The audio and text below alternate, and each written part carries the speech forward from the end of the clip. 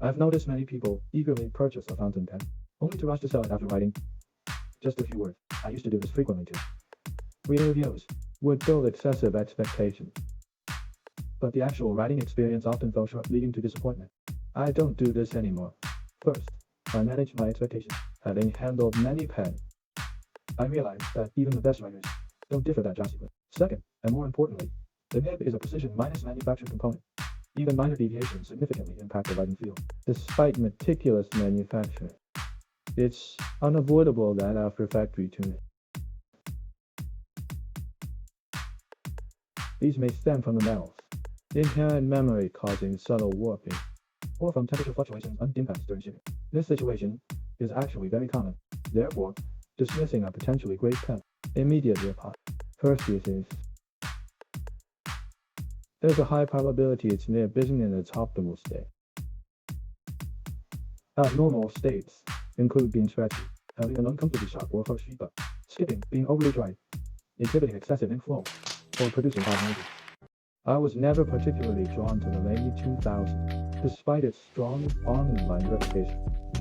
Some suggested I found it average only, because I'd used superior writers first. I believed this, until one day, on the whim I adjusted the pen. The nib was tuned from a state that required pressure, so I consistently to under normal ink flow. What I wrote with it afterward, I was amazed. That characteristic feature was this the legendary pencil I used my writing experience. It wrote beautifully. Nice. It felt like a completely different pen. Even after using so many pens, I still made this mistake. Newer enthusiasts are even more likely to do so. Let me emphasize it again. A fountain pen that's been properly tuned versus one that has insight to completely different pens. Naturally, the most important thing when you get a new pen is to determine if the nib is in its normal state. You might have seen people talk about nib tuning before, but the crucial importance of this initial assessment is rarely stressed. If you're comfortable with feedback, by wide repairs use nib aligner techniques to fix scratch, finish, or unusual tactile feedback.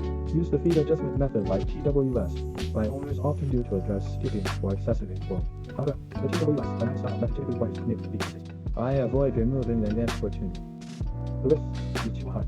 Therefore, I currently only address skipping.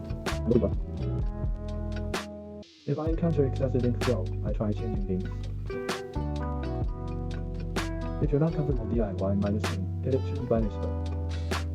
But do not let them polish it. Do not polish it. Do not polish it.